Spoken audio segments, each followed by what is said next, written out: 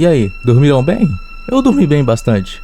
Eu estava sem muitas ideias para fazer algum vídeo para esse canal. Honestamente, meu plano B era fazer a sequência do vídeo do Clube Penguin, mas eu preferi algo novo em vez de só fazer a parte 2 de um tema que eu já abordei aqui, né? Então, ao passar o tempo, eu fui ver umas gameplays, umas porcarias no YouTube, esse tipo de coisa. Aí eu acabei me deparando com um vídeo de uma das minhas youtubers favoritas, femininas, a Quasar Jogos. Eu acompanho ela desde pequeno. Eu me deparei com esse vídeo aqui, jogos fofinhos, mas que na verdade são assustadores. Five Nights at Freddy's. Pois então, ela foi falando lá de Band, Spook House of Champions, que esse jogo realmente dá medo. Mas aí ela citou um jogo que obviamente é o tema desse vídeo, Everson. Eu já ouvi falar desse jogo. Só que, tipo, ele nunca me interessou até eu ver o vídeo dela. Bom, provavelmente pelo fato dele ser o único jogo na lista que eu não sabia nada sobre, deve ter sido por isso que eu me interessei tanto por ele, a ponto de fazer um vídeo inteiro sobre ele. E não foi por conta da história ou a gameplay ou o terror desse jogo. Esse jogo não é assustador, sinceramente. Talvez na época que ele saiu ele fosse sim assustador, mas honestamente eu passei mais raiva jogando isso do que medo. Era tipo jogar, sei lá, um Cat Mario versão terror. A gameplay desse jogo é tipo um Mario, só que versão horror infantil, não sei mais, mascote horror, é essa a abreviação, né? É um Mario mascote horror praticamente. E esse jogo nem tem história na real. Não, tipo, tem história, só que a história é praticamente você, o herói, a princesa foi raptada, alguma coisa do tipo, você tem que ir salvar ela. A não ser a sua própria interpretação do jogador sobre o que diabos está acontecendo nesse jogo. Além que eu acho que o importante é você jogar e sentir a experiência por si só, em vez de querer algum tipo de história nisso daqui.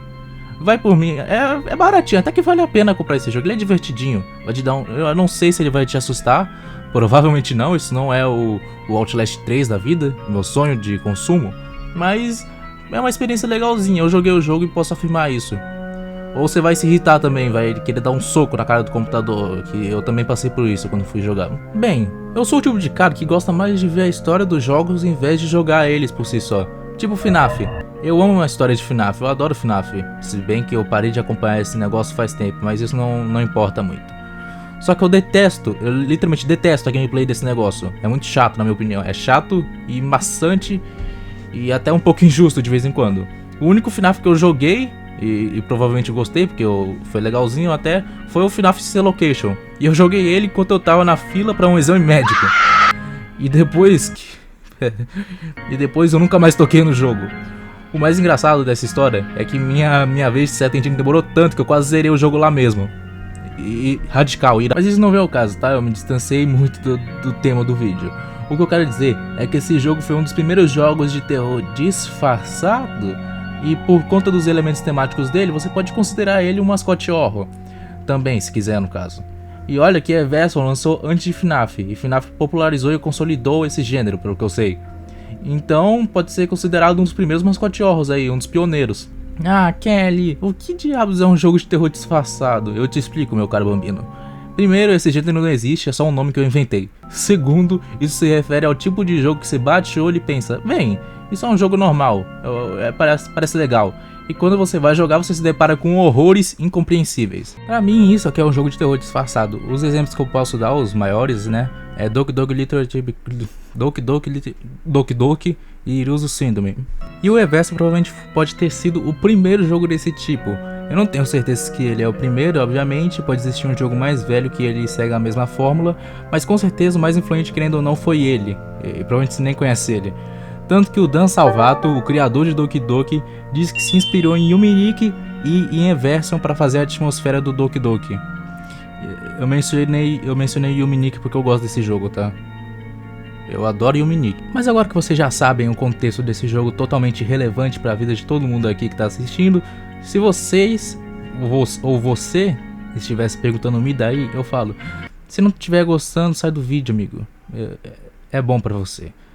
Mas se eu atissei a curiosidade ou o DDH de vocês, vamos falar mais sobre Everson. E só um adendo aqui, não vai ser uma review e muito menos um vídeo explicando sobre a história desse negócio, porque como eu falei, a história é o que falta aqui. Vai ser só um vídeo meu sendo esquisito e falando sobre a existência desse jogo interessante e totalmente desconhecido e um pouco irrelevante pra atualidade. Como todo o conteúdo do meu canal, no caso. E valeu Quasar Jogos por me dar o tema desse vídeo indiretamente. Eu adoro o seu canal. Radical. Isso daqui não tá no meu roteiro, eu só quero falar que não sei porque toda vez que eu vou gravar vídeo eu tenho a mania de estar falando no final de cada frase, que nem o Deidara do Naruto. Acho que vocês não vão perceber porque eu tô cortando, mas de vez em quando eu vou soltar um no final de cada frase. Eu acho isso legal, é uma curiosidade legal sobre mim.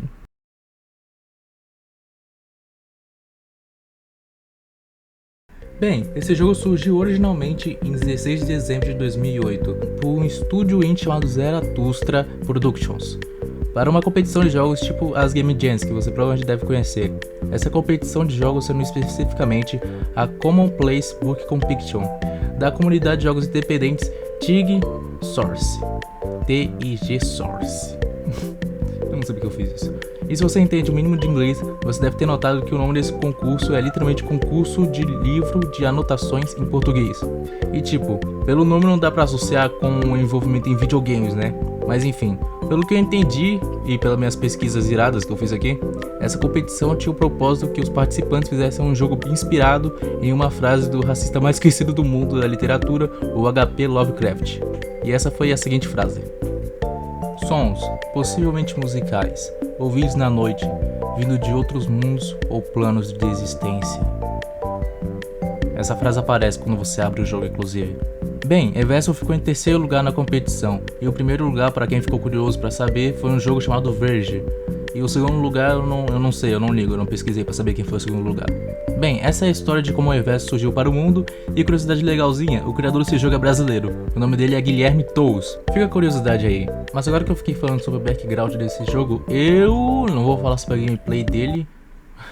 Afinal, eu diria que esse vídeo é mais informativo do que, sabe, uma review. O jogo é literalmente Mario Bros, só que com segmentos no mundo invertido do Stranger Things. E é isso, eu acho que já acabou as coisas interessantes que eu podia falar sobre esse jogo. Afinal, é basicamente só isso mesmo, um jogo legalzinho que serviu de inspiração para outros jogos 1000 vezes mais famosos e com certeza melhores. E a história de Everson também não é algo que eu possa descascar aqui pra vocês, já que o manual do jogo, e sim, esse negócio tem um manual, tem alguns indícios que alguém já jogou isso, e pela forma que ele escreveu eu diria que ele ficou perturbado com o que jogou ou só teve um derrame quando escrevia. E a segunda interpretação do Fred In, e com um toque meu, claro, sobre a história do jogo, créditos a ele, já que eu me inspirei no vídeo dele pra fazer esse aqui, já que mesmo com eu jogando isso eu não tive a capacidade de interpretar nada do que tava rolando, né? Aparentemente nós somos um cara que está jogando o jogo amaldiçoado por uma entidade chamada Mother. O jogador, não você que joga o jogo e sim o cara que nós controlamos que está jogando o jogo, sim, isso é confuso, tem seu final representado pelos finais do próprio jogo, com ele sendo provavelmente morto pela entidade, ou sendo tomado pela entidade e virando um monstro dentro do jogo, ou ele ficar preso pela eternidade dentro do jogo com ela. É isso os finais do jogo. Mas pelo menos ele vai ter uma mulher, então esse é o melhor final do jogo provavelmente. Porque pensa com o Mano Kel aqui, você vai ficar preso dentro do jogo, seu jogo favorito provavelmente, não vai ter mais preocupações humanas idiotas, tipo comer, dormir ou trabalhar e sofrer. Você vai ser um monstro, logo vai ter poderes Eds irados com o Alex Mercer do Prototype, e ainda por cima tu vai ter uma mulher nesse mundo, então você não estará sozinho nunca e sempre vai ser amado por alguém. Pô cara, isso não me parece uma coisa ruim. E pra título de curiosidade, quando eu joguei o jogo, o final que eu peguei foi o terceiro. O final que você fica congelado pra sempre no jogo. Se eu não me engano, pra você conseguir esse final você tem que pegar todas as gemas do jogo inteiro. Eu fiz isso achando que eu ia pegar o final do monstro, só que eu peguei esse final. Cara, eu fiquei com uma cara de decepção tão grande quando eu vi que eu peguei o final errado. Não, sério, eu passei a tarde inteira jogando aquele jogo. A tarde inteira só jogando Everson. Eu tava à espera de ganhar uma recompensa boa, o final que eu realmente queria, porque eu queria ver o final pra fazer esse vídeo. Só que aí eu ganho o final errado, eu fico com cara de tacho, olhando pra tela do computador. Nossa, tenho uma vontade extrema de socar o computador, porque além de sofrer que nem um miserável, eu ainda tive a pachorra de ganhar o final errado. A meta agora é sair socando flores na rua, de ódio. Mas o vídeo é só isso mesmo, acho que devo preservar bem o que foi Everson nesse videozinho aqui. Tipo, ele é um jogo que não fede, mas não cheira. Ele não é tão bom e nem de longe é tão ruim. Ele é um jogo da hora, é uma experiência da hora. É só isso mesmo. Principalmente para as pessoas desprevenidas que compram esse jogo sem ler terror psicológico nas tags dele da Steam. E acham que é só um jogo de plataforma normal. E quando eles iniciam o jogo percebem que algo está errado pra caramba. Tipo o Sonic.exe, só que uma versão autoral e mais sutil e obviamente melhor. Qualquer coisa melhor que o Sonic.exe, vai tomar no cu. Eu honestamente recomendo esse jogo pra você que curte coisas bizarras e originais que nem eu. Ele custa só R$8 na Steam, é literalmente uma mixaria. Além do jogo ser curto, então dá pra zerar ele em uma única tarde, se você for bom nele, como alguém que obviamente não sou eu. Bem, foi só isso o vídeo. não foi um jogo com uma gameplay psicológica irada, ou ter uma história rica em detalhes. Não, esse jogo é a coisa mais arroz com ervilhas que eu já joguei em toda a minha vida, cara. Arroz e ervilhas porque ele é um jogo imprevisível, que nem arroz e ervilhas, e porque eu odeio feijão. Bem, agora eu quero dar os créditos ao Fredin e o Mr. Ferrante aos vídeos deles, que eu me inspirei para fazer esse aqui. E pela segunda vez, muito obrigado Quasar Jogos por me dar a ideia de fazer esse vídeo indiretamente. Você é foda. E agora eu quero me desculpar por ser um procrastinador da porra. Eu passei minhas férias inteiras sem fazer um vídeo. No momento que eu tô fazendo esse vídeo, tá literalmente acabando minhas férias, é minha última semana. E eu deveria ter postado isso faz muito tempo, literalmente. No começo de 2026 já era pra eu ter terminado essa porra, eu não fiz porque eu sou um procrastinador de merda. Me desculpa, pessoal. Desculpa as pouquíssimas pessoas que assistem esse canal. Eu vou parar com essa atitude.